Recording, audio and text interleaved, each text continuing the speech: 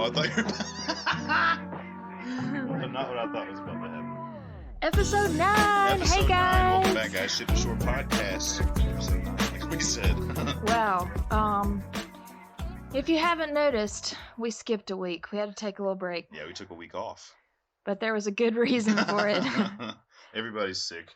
I have been dealing with some personal health issues and have Lynch syndrome, so I had to have some procedures done to make sure there's no weird crap going on in me. Everything was clear so far, though.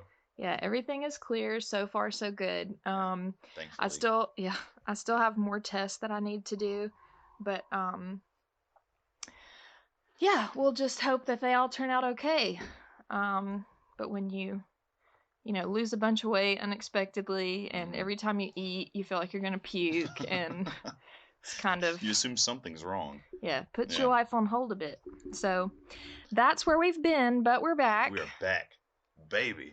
We're back, and this is going to be the first episode where it's a little more topical. Our story is done, so thank y'all for hanging with us through that. Hopefully you enjoyed episodes 1 through 8. Yeah, 1 through 8. It was awesome. If you haven't gone back to listen to those, catch back up with us at 9. Yeah, for sure. Don't forget our contest. That is still available on social media. May 31st. Is almost over. Yeah, May 31st, the last day. That went by a lot faster than I thought it was going to go by, but it's good. Kids' last day of school is today. Oh, man. This is our last day of freedom to record the podcast on a weekday. Oh, yeah. We're probably going to have some interruptions in future episodes. So we thought a lot about, what was really on our mind. And if you haven't watched it yet... We just finished the Bama Rush documentary. God, it was horrible. Oh, it fit right in. It was not what I wanted or expected it to be, but it just confirmed a lot of the things that we feel about. Yeah, there's so many thoughts that I have. I was kind of, as we were setting up and getting ready for this, I was kind of thinking about what resonated with me. And I think that when I was in high school, I was pretty naive because of the sheltered life that I lived. And, me and a friend of mine at County High, we started like the first Greek association. Really? Yeah, it was called Sigma Alpha Theta. And it was a whole thing that we started. And it was really more so we just wanted to start an organization at this school that could continue after we graduated. I don't even know if it's still going on at County High. We should ask our niece. Yeah, but I definitely, and I won't say the other person's name because I don't know if she wants me to say, but we started it, and it was great. It was awesome. I think it was great for the school, but it was my first taste of what being like. Well, I was going to say, like, how similar, or like, did it make you want to pursue that in college at all? No. So here's what I get from this documentary. Bama Rush. Here's our rundown of it. Well, I thought it was going to be juicy. I thought it was going to be like, and like, it kind of started out that way. Like, okay, it's going to dive deep into this stuff and we're going to get like an inside look on the shit that they don't want us to see. But we didn't, because she punked out. She got punked.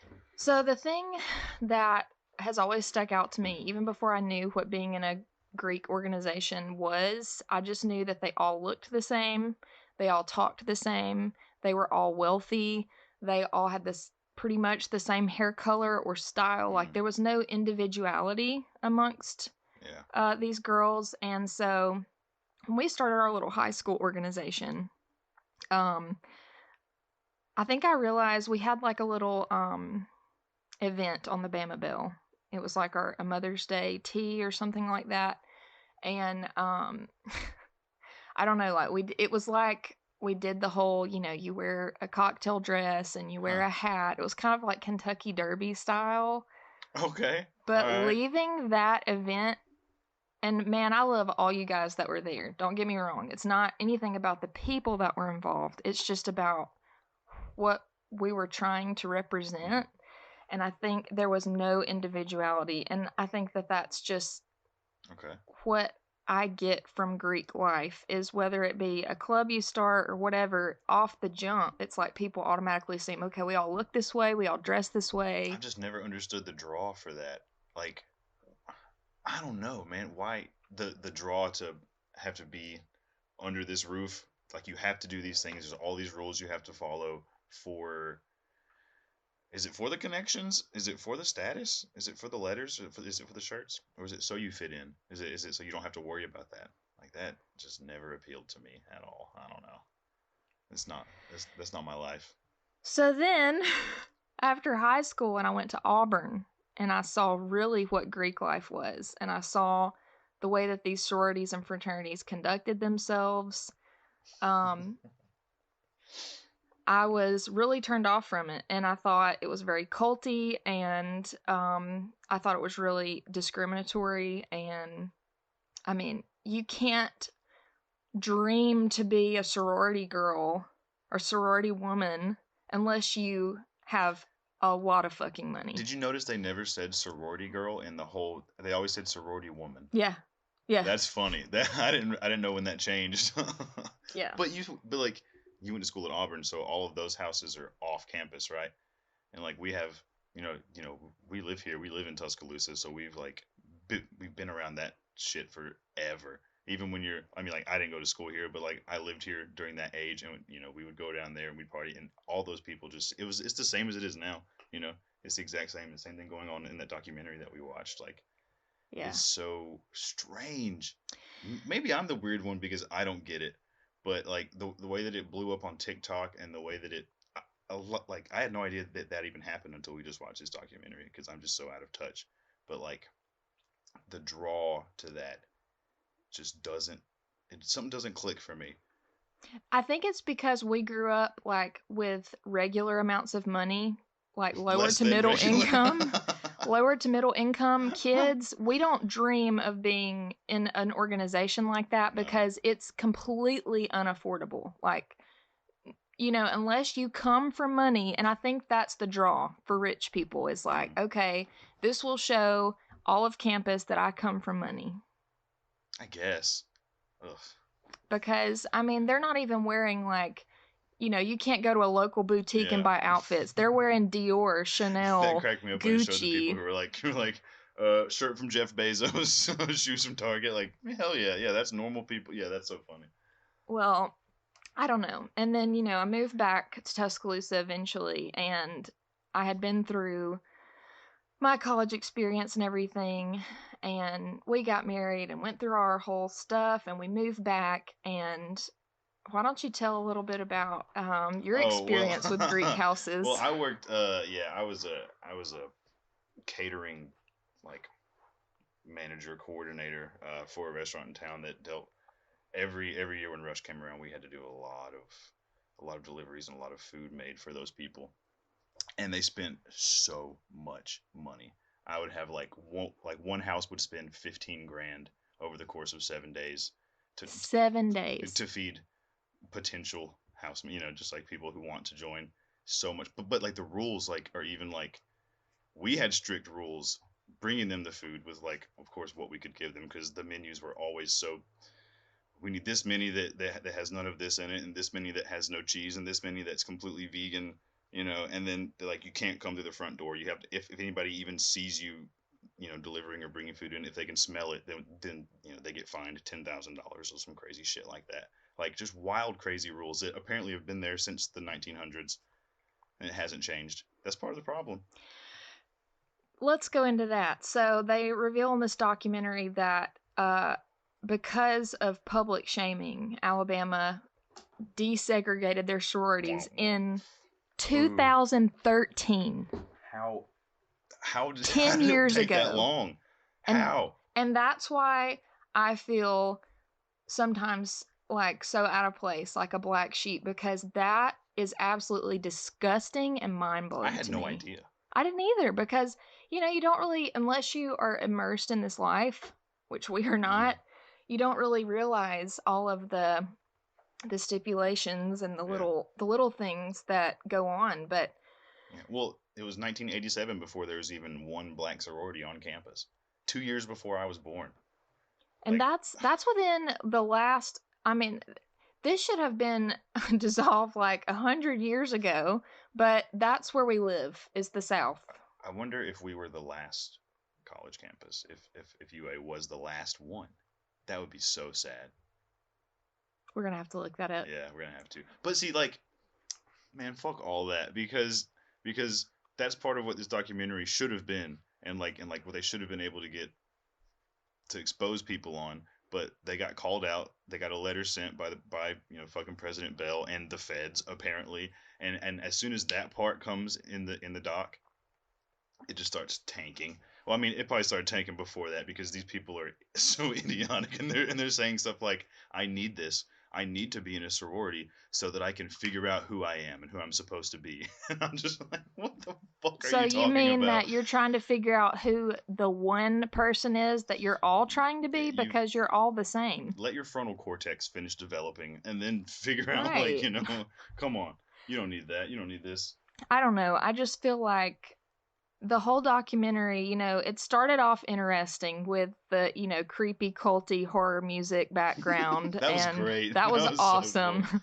And the weird chants and things that they do. And then it starts, showing these girls that I guess agreed to be paid to be filmed. And slowly through the documentary, they're just dropping off like flies because that's the kind of power that the university holds. Well, yeah, I think they were scared to, like, not get picked if they're in the thing.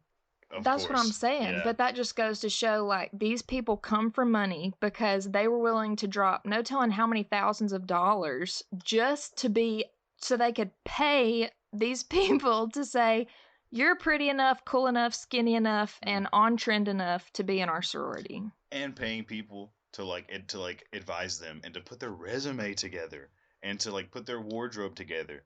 Dude, if you're paying someone to make your resume, But this, that's sad. That's real sad. I don't care how much money we had. I would never pay for any of that for my child. If I Never. had a daughter, If I had that much money extra for them, you know what? There's so much better things you could do for them with that money.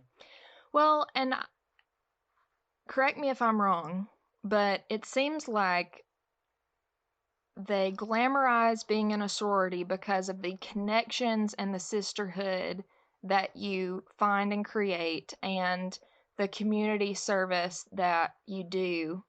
Okay, but can somebody tell me what community service do sororities do in Tuscaloosa? Because I've been a part of Tuscaloosa One Place events and I've been a part of fundraising events for places that I've worked, and not none of one has there ever been a sorority or fraternity there. Are there, like, bake sales that they do?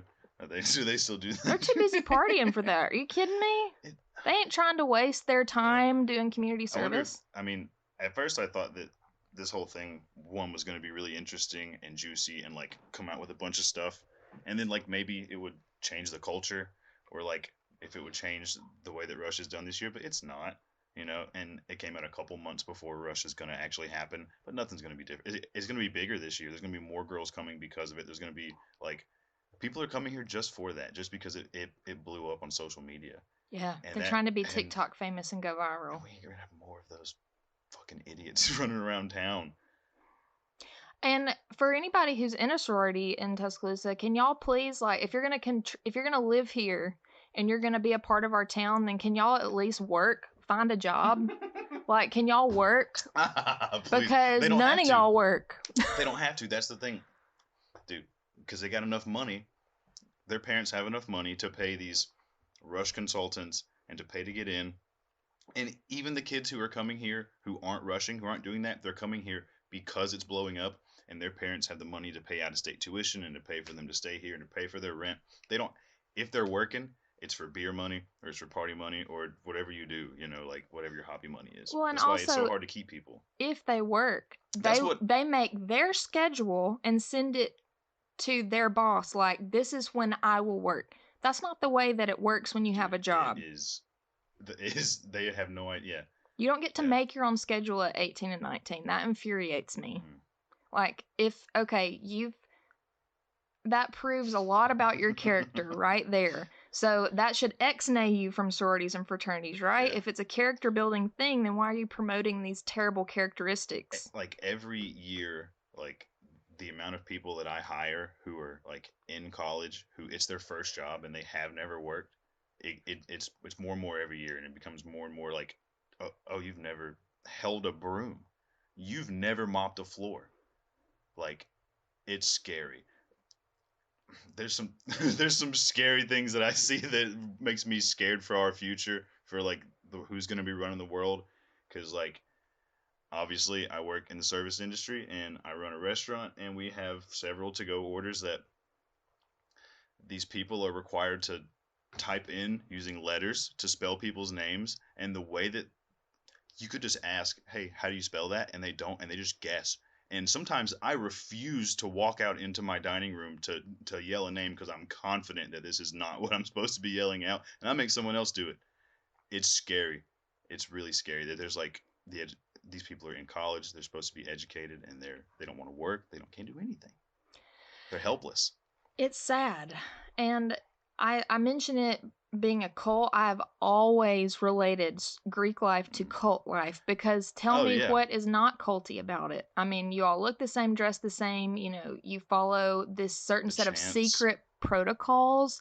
Like, what was the thing they were talking about on the documentary? 2 out of 3 have to be done. Either your outfit done, hair done, or makeup done. You can't leave your room without 2 of the 3 being done. And people are paying thousands of dollars to live this life. Yeah, to live it. To live this life.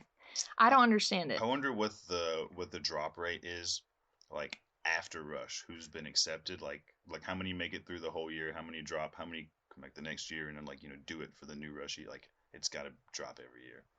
It seems like it's become, especially in the 2000s, just a way to brag about how much money you come from and to make connections for future careers, and not in a positive way. I mean, like, you can sleep your way to the top. You can, buy your way to the Mm-hmm. top with these people because you have these past connections. And that must be that's got to be the draw for them, because how is it worth going to parties and that one girl got roofied how many times She and was said talking three about how it times. was annoying.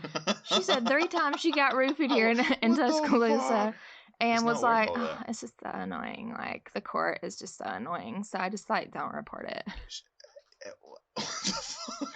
Okay, then. Like the connections can't be that great. They just can't. The parties can't be that fun. I've been to a lot of cool parties that were not there. That were not that. Like there's got to be other things. I feel like it's still, even though they say it's integrated, even though they say Mm, it's about your character and character building and sisterhood, it's a popularity contest. yeah. It's like being popular in high school, those people want to take it further, so then they do Greek life. It's like who can play this role the best. Mm-hmm. All of you who can act this way the best, you get in. You get into Mm-hmm. the club, so you get access to these seats, to these parties, to these clubs, to these jobs, to these internships. Right. And that sucks. I'm pretty sure there are like actual there's like business fraternities and there's like medical fraternities within the school who I think are literally just for like networking and those connections, and you're in the and having the grades to be in that. Those are probably really beneficial Mm-hmm. and look good on resumes. But I don't see how I was saying I was DZ for 4 years helps. I don't know. I don't know. Maybe we're being hateful. I don't know. But this was fun. This is not No, what I thought it was gonna be. because I am not. I don't want to speak negatively on anything except for what the organizations stand Yeah. for. I don't agree with it. I don't think there's anything right about it. I don't think there's anything positive that comes from it.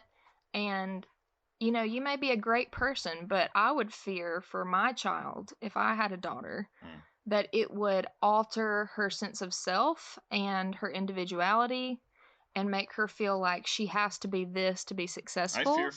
for our sons for the same reason, because the attitude of those guys, and the things that they represent are not what I want my sons representing Yeah. at all. Yeah. Um I went to I've been to some frat houses in Tuscaloosa when I was young. When I was young, um, had a couple of friends who, were friends with some guys in frat houses, and I've been inside them. And there is no one in this world that can convince me that these guys join this group to like better their career and their No, character no, yeah, and their it's to worth. party. They are there to party as hard as they can go. I'm talking about drugs everywhere, alcohol everywhere. Like, is that not some sort of protocol regulation at the And you university don't have to or? be in a frat to do that. You could just have an apartment and have drugs and alcohol and party everywhere. You don't have to have that. You can just go make friends. That's why I'm saying it's a money Yeah, oh flex. yeah. It's a money flex, and I think that that's sad because there's a lot of beautiful, well qualified people that maybe would bring a lot to your organization, but they don't have the money to pay. Their family doesn't have the money to pay. And I mean, do they do sorority scholarships? Probably not. Dude, no way, yeah. I, I mean, I'm sure if you can't afford your dues, you just get kicked out. Well, Of course. I'm trying to decide if I want to say this or not. Oh, that probably means you shouldn't. I'll just say it this way. Okay. If you're going to join a group like this, and you're going to go out with the intention to get blackout drunk, like to the point that you don't remember and probably pass out in a bush or something like What that. up? And you're taking shots What up, that Wes? and you're taking shots that probably have a 50% chance of being roofied. And you're half naked, dressed in these outfits that they wear. What the? Oh, Maggie. All right, get him. What you see, Gut? Sorry. Man, there must be a ghost in there. There ain't nothing in there that she's barking at. Anyway, if you do all these things... Stop it. But if you do all these things, and then what do you expect to happen? Like what outcome do you expect to be good? That's all I'll say about that. Okay, cool. Because all I know is there's a lot of cries about terrible things happening basically to these women. What we want and to they're get the across victim to young people are be yourself. Don't feel like you have to be anything other than that to make anybody happy. Be you. Go to school. Make good grades. Make friends. And be careful. Make good decisions, right? Yeah. Making good decisions fixes everything that you're having trouble with not saying right now. It just seems like there's a lot of complaints about, oh, this happened to me and I go to therapy. Yeah. But like, okay, what did you do to put yourself in that situation? Like, if you're not making smart decisions, then stupid stuff. What happened to you? What happened to you that makes it difficult for you to make the right decision? Maybe you have to go back farther than that. Maybe it's not just that. Things go. You're being so nice. I'm trying to be. I'm just disgusted by the culture, and it makes me sad that young women feel like they have to do these things to be cool or like get ahead in college, and it's not necessary at all. No. And another thing with the documentary, they talk about it starts good, right? It starts pretty juicy. They bring up the machine, which everybody knows that lives here, like is a thing at the university, and the documentary just confirms it because, like you said, they started getting a little juicy, and then there was some controversy, and then everything changed in the documentary, and it just becomes like about this bald woman with alopecia and... that's fine that you have alopecia, and I think it's inspiring that you wanted to show yourself without this wig. Make the documentary about that then. Right, and you're just butthurt because she was just like interjecting her own shit into it. It totally ruined it for me. The first time that it interjected her, and she was like laying in her hotel room, and I was like, "Who the fuck? Oh, okay, that's who that is. Why are you showing yourself? You're supposed to be behind the camera." Well, and like they had to have been super secretive about recording because we never saw any film. I mean, your job is right downtown, I don't so some of the shots were like within 50 to 75 yards of where I work every day, and I never saw it, and I never saw her walking around hmm. campus. But what the controversy was about is there was rumors that these girls that they were paying to be in this documentary were going to like wire up and like go into the houses and give them a sort of behind the scenes exclusive as to what goes on behind closed doors whenever Rush Week is going on and during the different. That's what I wanted to see. I Mm-hmm. wanted to hear and see what the culture is like inside the houses Yeah. because all I know is what I've seen outside. And because of the university, the machine, whoever you want to call it, they weren't able to do that. I'm assuming because they were afraid of being sued, and if the university sues you, you're probably just bankrupt at that Yeah, point. they've got so many like alumni bankrolling them. Like Probably HBO. probably former machine members that are or who are bankrolling Saban's salary because Yeah, they've gone on to do these things that they've been able to do because of those connections that they were afforded unfairly. right. Mm. Well, and it's just Come after like, us, motherfuckers. yeah. We ain't got shit you can take from us. Right? Like I mean, we were like, what if I do Oh, the whole Rush process that this would year, be right? Just so that I can record these things because I don't give a fuck. no, that's And then we can air our own documentary and expose what's truly going on because why do you think they didn't want people to see what they're talking about and the way they're conducting themselves? It's oh because well, yeah, of course. That's why they shut all that shit down because there's shit going on inside there. They like fucked up shit. really, yeah, like demoralizing things. I'm sure are going on there. And like the parties and just Mm. the whole process in general. Like we wanted to see behind the scenes these individual houses, what they go for, what they strive for. We wanted to see Well, members, but none of yeah. that we got. Well, but you know what we did get? We got we made fun of everyone in that documentary to each other, and we had a good time laughing about that girl needs to clear her fucking throat. Why do they all talk like this? And like, Please, I think you have a deviated septum. You should get that looked at. I think you need to take some Zyrtec, girl. Your I nose just think stopped. that if I join this house, my life will be complete. And then there was this girl, Shelby from Illinois, right? And she's talking about how since freshman year of high school, she's wanted to go to Alabama and be a part of Greek life. And the whole documentary is just, well, the whole first part of it is just showing like how rich she is and all the things she can afford, her private ballet and her therapy and all these things that she needs because she's adopted. And then like she drops out of the documentary for fear of being like blacklisted and participating in some of this stuff. And I mean that's mind blowing. Like there's no telling how many thousands of dollars she turned down because she has it to afford, you know. I wonder how She's much they really did get paid, or Oh, I'm like sure they why paid they them wanted to be each in the at least documentary at all. 10,000 because why would you want to, Hmm. like I don't know. It's crazy. It's a very weird culture and it is extremely inconveniencing to people, OG Tuscaloosa residents who have Yeah, lived here forever to have to be backed up in the traffic y'all create.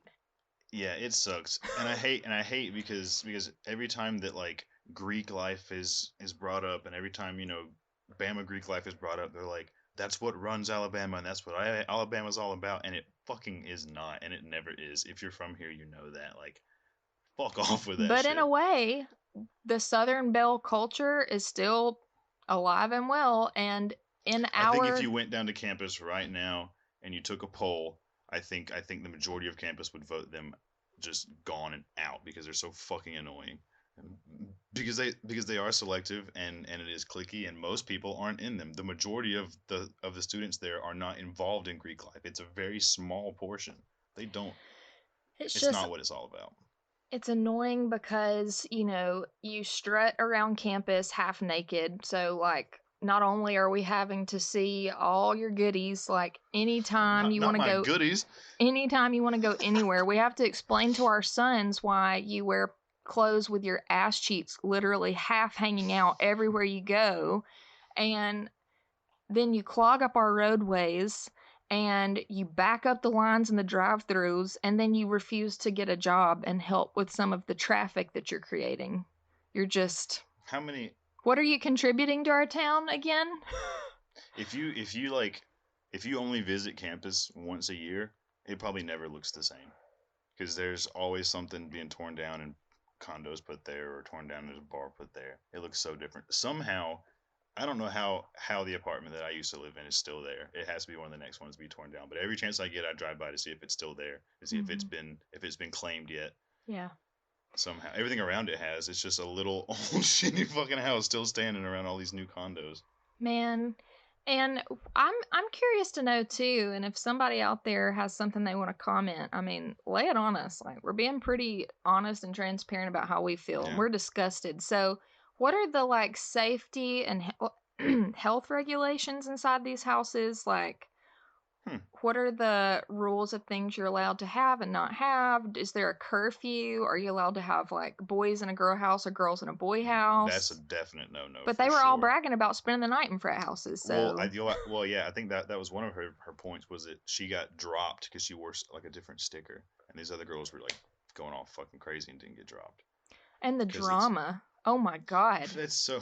I had anxiety just listening to Really? them like talk about the drama because I'm a very It was so annoying. non-confrontational woman, and I'm all like, you know, power to women, like love each other and uplift each other, and it seems like they're just constantly being judgmental of each other. And how is that sisterhood? Why are women? Yeah, dude, women are awful to each other. That's not sisterhood. That's like toxic. Dude, yeah, there's all this big fucking talk and all this big game about, you know, feminism and women lifting each other up, but there's maybe I'm out of the loop, but I don't see a lot of it going on. I see a lot of infighting and judging eyes. Yeah. It's organizations like these that build women like that because that's how they see they can get ahead and be looked highly upon as if they can be cutthroat with other women. And that's not something to brag about. Like, if that's you, you might need to reevaluate who you are. Like, why are you like that? Like you said, maybe it goes deeper than that. That shouldn't be your natural inclination. I've worked with plenty of women who were absolutely monsters of people. Like, I don't even want to call them human because simply because of how they would speak to other women, how they would judge other women and talk about other women, that were just minding their own fucking business. Like, leave people alone. Yeah, right. Leave me alone. I love you, Chris Crocker. Oh, is that Leave Britney Alone guy? Yeah, leave me alone. So I don't know, you know, if you are a graduating high school senior and you've considered it, I would strongly recommend you do plenty of research and join a club. Yeah, maybe join the Student Government Association. Or like a running club. Or build your family in a job. Get a part-time job.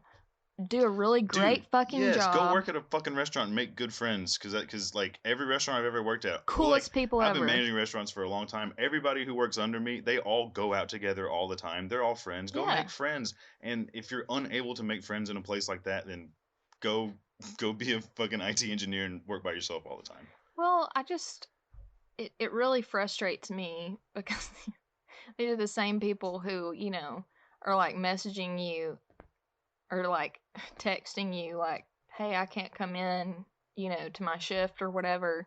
And then like, that's not a thing. You have to call your place of employment to call out. I never respond to those and they still come. And the next time I see them, I'm like, hey, you know, you can't do that. You've got to call a restaurant. I'm probably not going to be there. Call and tell somebody. Keep your shift covered. And then they still try. I don't get my number out, but I get called, ask for bail money. I get all kinds of calls, man. Like, I'm not that. I'm not your dad. I'd be curious to know how many sorority and fraternity members get arrested and get out of it and nobody ever knows because of the money they have and the connections they have. I'm also curious how many of them, their parents rushed or their parents were in that one, and that's why because it was talked up and they were like, hey, here's how much fun I had, you know, here you go. And people have come to me and been like, it's not all the same. I've had plenty of healthy debates about Greek life with people that I've known that are super into it.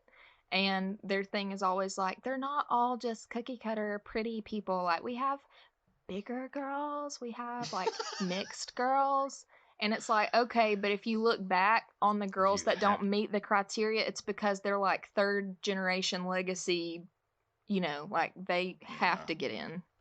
It's and if you have to say that, then that probably is all you need to say. That's we get it. it's Gosh. it's insane. Well. So Greek life on a scale of 1 to 10, Quality of doc, I give it a 2.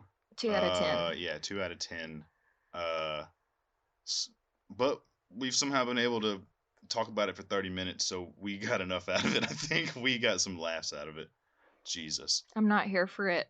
I have way too many nieces and friends and people's daughters that I know that I love too much to ever be one to encourage rushing. I think it is absolutely toxic. It is damaging to a person. And I'd be fine if the university just said, forget Greek life. Yeah, I know they never they will. never It brings will, them 'cause there's way so too much much money, money. but I don't see the point. Yeah, it's just, why put yourself through all that stress and anxiety and like pressure on yourself? Like, there's going to be enough pressure on you the next 4 years to not to worry about none of that. Just Or go in- to school, make good grades, make friends. I'd be okay if there was a sorority, or if all the sororities were like, all right, this is Rush Week, but this is how you get in. Community service. What kind of volunteer work have you done? What kind of organizations have you helped? What kind of nonprofits have you built? Those are the type things that I would be looking for. Not, are your roots showing? Like, do you have fat rolls? Yeah. I want. Do you have acne? Don't rolls. Yeah. It's who made your shoes, like who designed your shoes, who Yeah. designed your outfit. I'm not trying to know about any of that. But we also feel this way because we're also black sheep. That's Yeah. who we've always been. Well, this This is not us. This is not our lane. We are not about that life. not my lane, and definitely not my problem. Yeah. But I would strongly advise any young woman to not rush. When I Don't was do that age, Greek life. I was in basements. Ow. Oh. I was in basements playing music, not roofing girls. We were playing shows and partying. Yeah. Not like garbage bagging houses. Do you think any people in sorority smoke pot? Like, Yes. you think? Yes. They also don't call it pot anymore, I don't think. What do they call it? Weed? I don't know. I mean, I don't fucking know. They're probably all dabbing now. They're probably all just like getting roasted absolutely out of their minds. I wonder if I went into a sorority house like a week after Rush, everybody's moved in, like what the amphetamine pill count is for the whole house. God. Well, that's because probably they're all on Adderall. that's the only legal drug they can have in there. I'll bet if you get caught with weed or alcohol, you get kicked out. But everyone's prescribed Adderall, and they're wondering why they're all so anxious and so I got such high anxiety. Right, like God. Maybe you're taking too much amphetamines, Yeah. Meth. You're on meth. That's why. It literally fueled the Nazis that you're so angry about. Yeah. I just wonder if, like, I imagine being a sorority, like, you wake up and you're like, la, la, la, la, la, la, and you go to the mirror and you, like, put on your makeup because like you have no responsibility. Your clothes to put on you. Yeah. And they're like, you have no responsibility or no job, so you can take your time. You're not in any rush. And then you get dressed and, like, crush up an Adderall on your dresser. I'm ready for the day. And then you go downstairs. No. You've got your 2 out of 3 done. You don't crush it yourself. There's like a fucking rabbit there that comes out from the woods and is like, come here, Stephanie.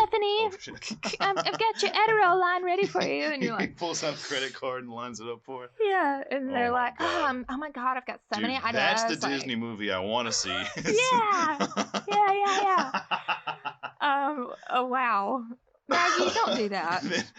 And then there's a deer that's pouring vodka into a water bottle for her to walk around campus all yeah. day. No, she's got her, what are they called? Gorgs or jorgs or what are they? Borgs. Oh, the gallon water. Oh, they get their Borgs, which is like vodka and water flavoring. I'm not gonna lie. I kind of want to do it. It looks pretty cool. No. That looks absolutely I mean, not like gross. in front of people. We're gonna bring a Borg to the next episode. Dude, like if I brought a gallon jug of vodka water to the barbecue, what's gonna happen? What's gonna happen to me? Dude, that'd Nothing be good. tight. No. Oh well, Sawyer said I can't say that anymore. Tight? Yeah. Why not? That's We can't say tight. I'm gonna say tight 100 times when he gets out of school today. yeah. He was like tight, and I was like, like that's tight, like. Oh no, it's happened. And he was like, no. We've got to release their episode. We still haven't put it out. I know. I said Mother's Day, but it was the weekend. It was the week before that my stomach just exploded pretty much. So I'm sorry. We're gonna get it up. But guys, we were stressed out about not putting out an episode though. Like it was not easy for us to not do it. Like. And we considered putting. Well, we were like, let's just put it out a few days late. And I was like, you know what? We both agreed. Let's just. Well, we need this. Like, this is great. Like, I love doing this, and this is it. Not like we have trouble talking, but like sitting down every week across from you and talking is really good for us. We just kind of shoot the shit. We shoot the shit all the time, anyways. We spend all night doing shit like we just told you we do. We watch a documentary that could be good or bad. We just roast it and roast each other. And we have so much fun together. We're never gonna stop doing this. I don't care if you guys listen or not. We might miss another week, but But not next week. It's going to be a while before we do. Yeah, we're going to be on another hot streak. I just remembered something. Hit me. Talking about just like how little class there is with these girls. Oh, we're back on this again? I thought we were done. Okay. I remember one thing. Okay. Going to the Alabama games. Okay. Do y'all want to know how many open lip vaginas I've seen? Whoa! Okay, I didn't see any. I don't know where you were looking. These girls are so drunk, so shit-faced, that they are just tripping over their own feet and will fall face first, ass up in a bush, legs spread, no underwear on, and not remember a thing. But somehow they're the victim. Somehow. That is... Why do they have to dress like that at the games? It's for one, it's usually about 99 degrees. So why are you going to wear something that is so hard to wear in a place like a football game? Yeah, just wear shorts and a t-shirt. Whoa.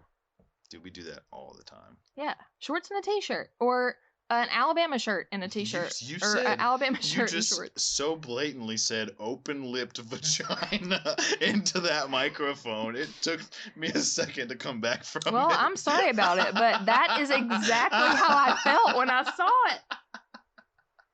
I did not ask to see your flappy vagina. Since last night when you said, I wish that girl would clear her fucking throat.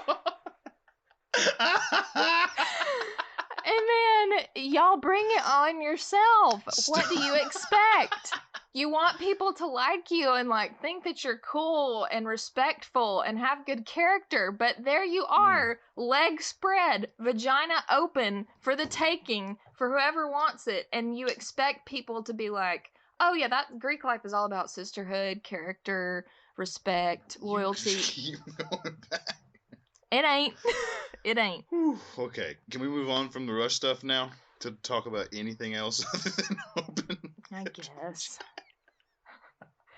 Sorry about that. If that was offensive to anyone, it's just a scientific term. I didn't say the podcast thing says explicit. I don't care. It just was so fun. You caught me off guard. I didn't know what you were gonna say. I didn't know you were going to that.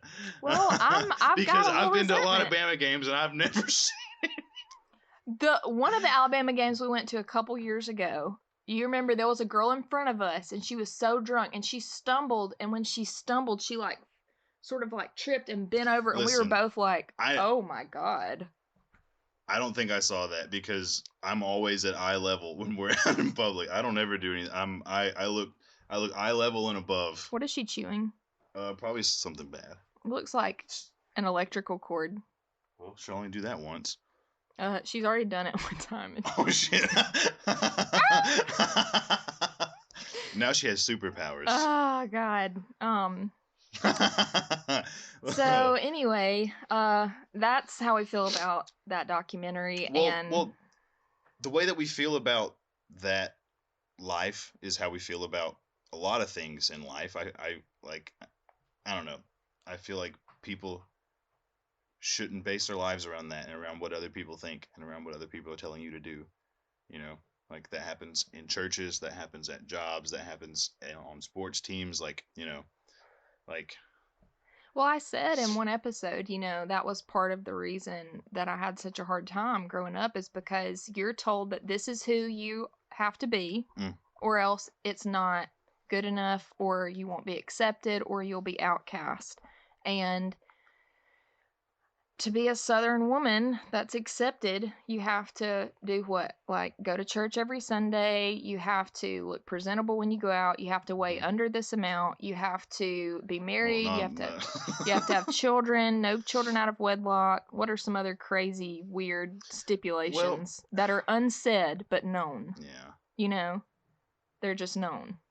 Like I've got tons of people that I know that won't talk to me because we're not involved in church.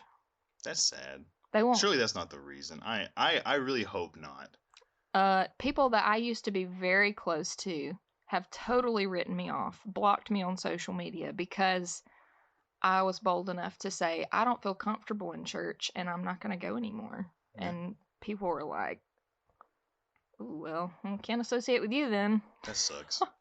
But see, why? But that's what it is. That's the culture we live Yeah. in, and that's why we're doing this. Is because we want Yeah. to sort of put it out there and just to let all the people know that don't feel like they meet the criteria, that you are loved, you are awesome Yes. just the way you are. Yes. Keep doing you because it will not benefit you to conform to what No. people want you to be. Don't feel God, like you have never. to conform ever.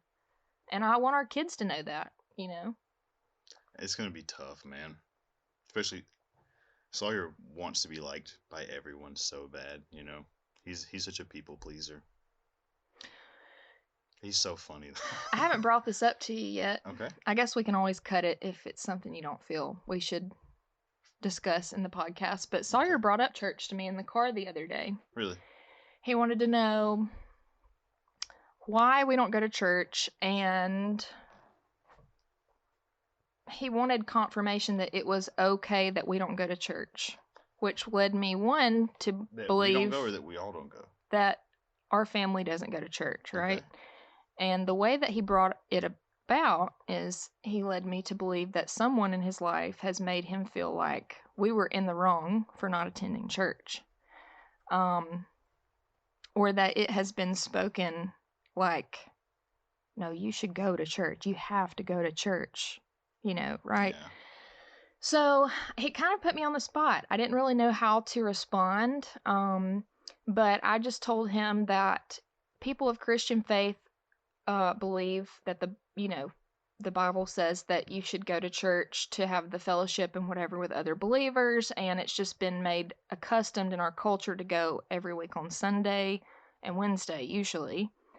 And that we have tried going to church and that it brought me discomfort and heartache and anxiety and depression. And because of those reasons, I feel most confident in my spirituality doing it on my own at home. He was totally like, what? But I was trying to speak about it without putting down church, because I don't want him to hate church or hate people that go to And church. we've always said that we'll let them make that decision on Right. their own. Like, Yeah, I'm not and going to push them one way or the other. And I've never talked bad about church. Maybe he's heard us. He might have overheard us having conversations before, but we've never came out and ever said that to them. But I wish I knew who was in his life saying that, or making him feel bad about that. Or I feel like I question know. us. I know pretty well, and I know that it's not meant with bad intentions. I think that it's just these people are so faithful that they feel it in they feel led to they feel like they're saving people, right? By drawing them into church, and that's your job, is to draw people in and get them in the church. But is that for a spiritual aspect or is that for a financial aspect? I don't know.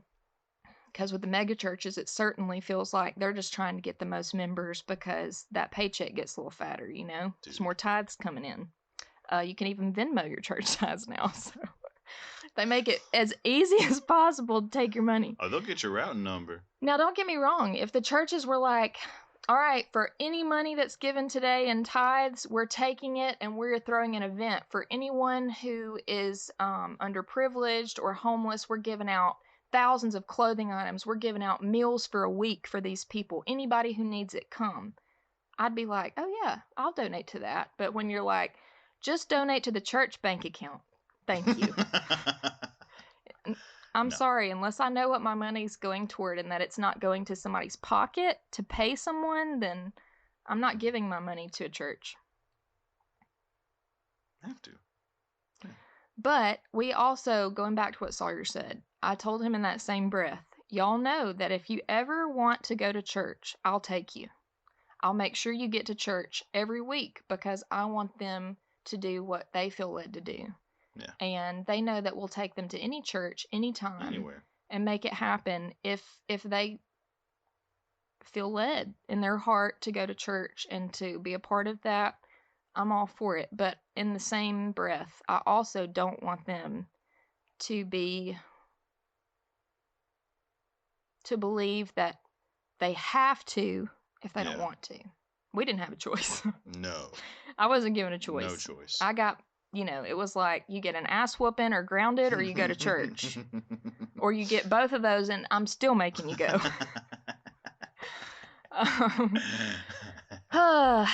Gosh. Yeah, we would never force them into that. And we're not hateful people, you guys. We don't hate people that are going to church. We don't. We love people. Everybody in our life goes to church. Like, I'm not anti-religion. I'm anti most organized churches. I don't know. I feel like it just draws in.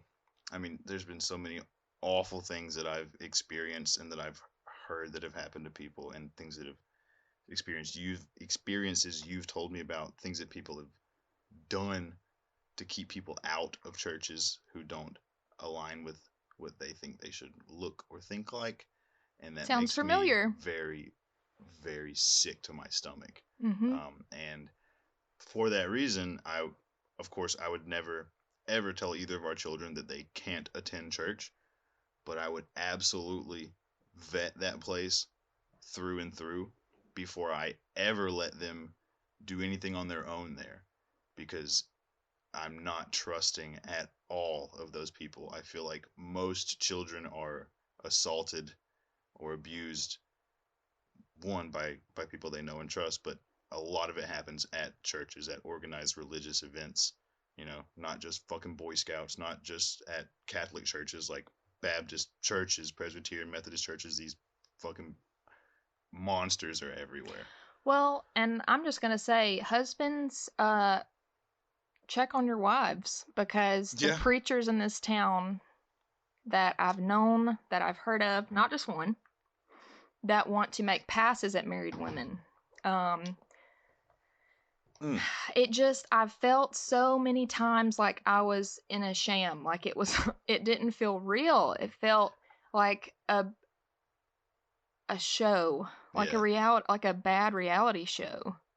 And I'm not saying that I will never go to church, because it's very possible that I could find a church that aligns with what I believe and start going and it be a totally different experience.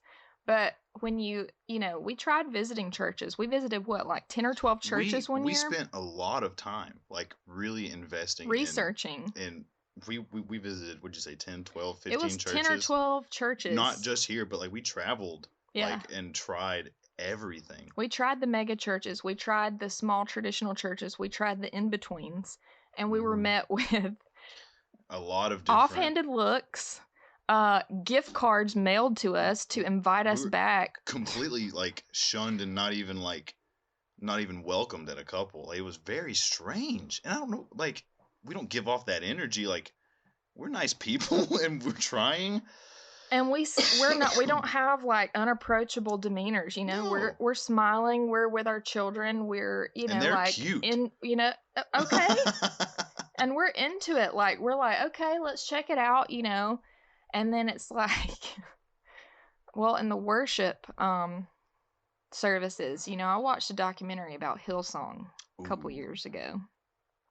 And if you're anybody that's a Christian, you know all about the Hillsong Church. Is that the one where they tried to like resurrect The little girl. Yes. Ooh, So there's been a lot of okay. controversial things that have happened.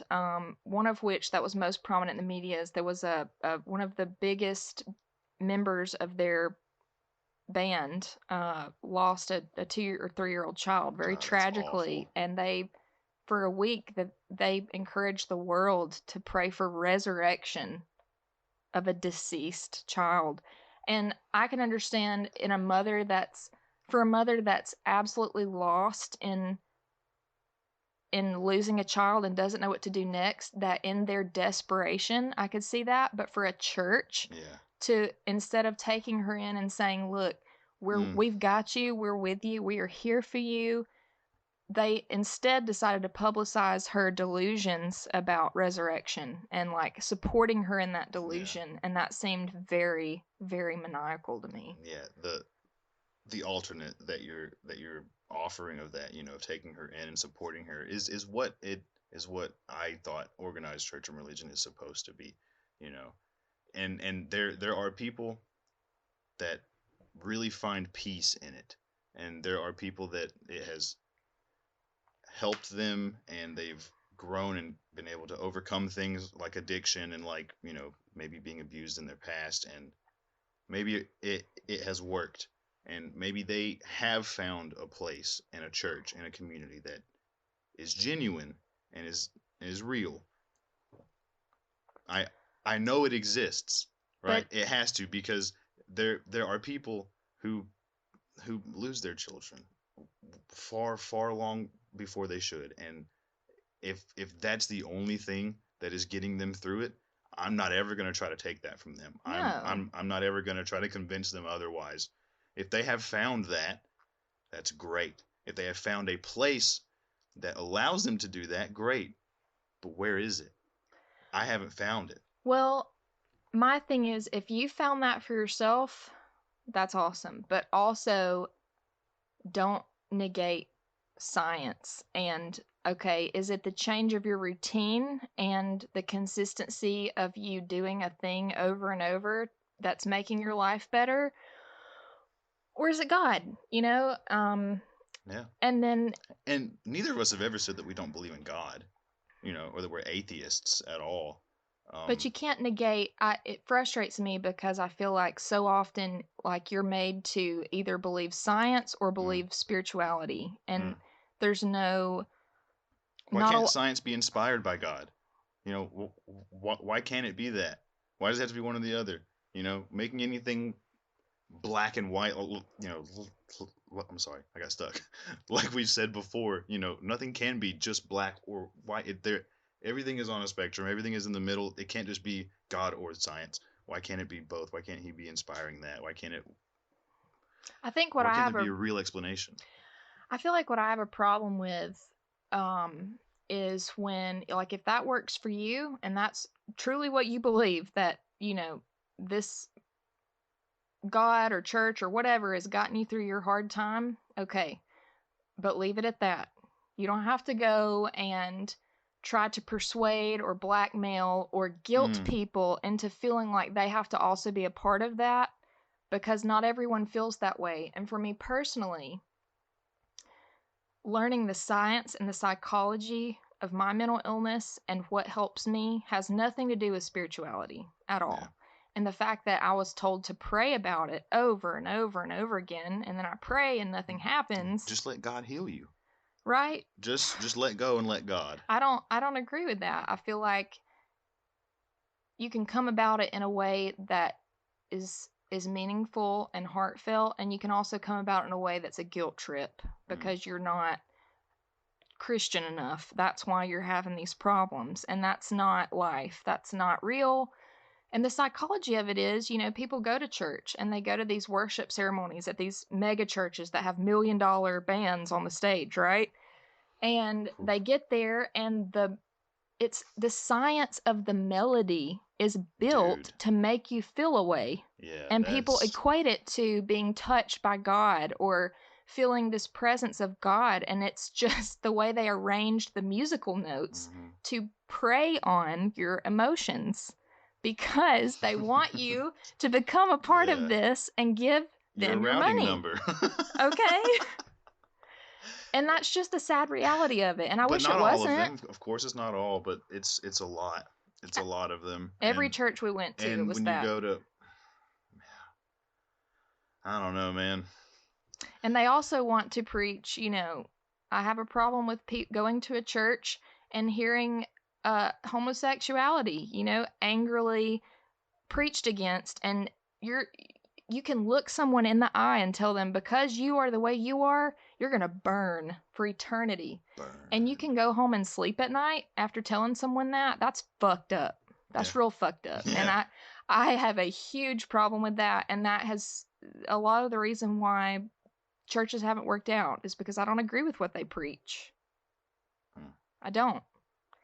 The Bible is a book thousands of years old. It's a book of stories that if you apply them to your life, usually good outcomes will come. It's a good, guidebook, right? But, some of it is very ancient.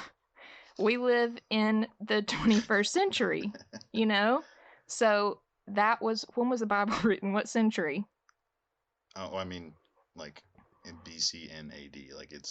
But see, that's just it wasn't just written, like it was collected, right? Like it was written by 50 different people put together, but then translated and retranslated and retranslated, and there are people like my grandfather who went to school for 10 years only studying it and studying every word in the book and the origin of every word and how it was translated through every language, through Aramaic and through Hebrew and through Greek. And I have a ton of respect for that and for who he is and what he's a historian and what he believes. He's a doctor in it, and I don't know what I'm trying to say, but I just wish I knew the truth. I wish I could read it the way it was supposed to be. And how was it altered to fit narratives when we were living in the time of King James? Yeah, exactly, because because the church was the government, and which I also have a huge issue with. Fucking huge. You don't integrate church in government or school. That's just... Especially not school. Well, yeah. Oh, man. We have covered some stuff today. You're welcome. We have gone in it. I hope y'all enjoyed the week off because we're going hard today. I didn't think we'd ever go this deep into religion on this podcast because I wanted to, because it's a huge part of the culture that we live in. It's a huge part of our lives and always has been. I think everybody should be able to do whatever they want. Believe what you want, do what you want. But do your research. Except for you flat earthers. You can get out of here with that bullshit. I don't want to hear none of that. You're so dumb. Everything else, I'll hear. Let's just hang out and be happy and love each other. Be a good person. Just be nice, man. Well, be a good person. Love one another. If the God that created this universe, if that's the way it happened, do we honestly think that God that created the world and is supposed to love us all so much would send somebody to hell just because of who they loved? I don't believe that. Because of how he made them. Right. We know people who were born gay. From the moment they were able to speak, that's how they were. Which means God made them that way. So he made something that he hates. You cannot convince me of that. You cannot. You just can't. Nope. And if that's what you believe, I would just simply encourage that you do your research and that when you speak on it, you do it in as loving a way as you can, because the lives that I have seen crushed, absolutely crushed by church because of these ancient ideologies that they're still promoting. It makes me sick, and people kill themselves for it every day. Yeah, it's sad. So don't be a part of that, you can be a Christian and you can go to church and it can be the center of your whole world, but don't push how you feel on others, I don't understand what the draw is there. You're just creating hate and dissension amongst people by sharing your... And when you let your religious views affect your political views, then you're really fucking up. And you're going to fuck up the country. Oh, God. Because if you don't know, everybody that lives in Foster's is a Republican and Southern Baptist. Well, I'm neither of those, but I'm not a Democrat or a liberal either. I don't want to be put into that category because fuck that. I'm just a red-blooded American. I just want to be able to be free to do whatever I want. Whatever I want. That's the country that we live in, right? That's what it's supposed to be. It's freedom of religion. I can do what I want. Of speech. I can say what I want. Of the sexuality. Press. I can write what I want. I can fuck who I want. If we're based... if we're based on, on freedom, then you can't just outlaw freedom abortion because it goes against your Bible's narrative. Of course you have to have boundaries. You have to have laws and rules. We're free. Like, you're not free to kill each other, But you're not free to steal from each other. But I should be free to collect rainwater and to fish without a fucking license, That just goes back into why we are the way we are, though. What we stand for is you be a good person. Yeah. You treat other people the way you want to be treated. Yeah. You be kind and you love, regardless of anything else. Yeah. Yeah. Yeah. You want to end it there? That's a good statement to end it on. Yeah. I love you. This is great. I love you too. And we will catch you guys next Friday. We love you. Don't forget to like, follow, and share our podcast with everyone you know. Yes, when this episode comes out, it'll be your last chance to enter the contest. That's right. Last chance to enter the contest. Piece of art made from by her. Yes. Shipped anywhere in the continental U.S. that you want it. We might consider shipping it across the country. It just depends. But anyway, we love you guys. Thank y'all so much, and we will see you next week. Oh.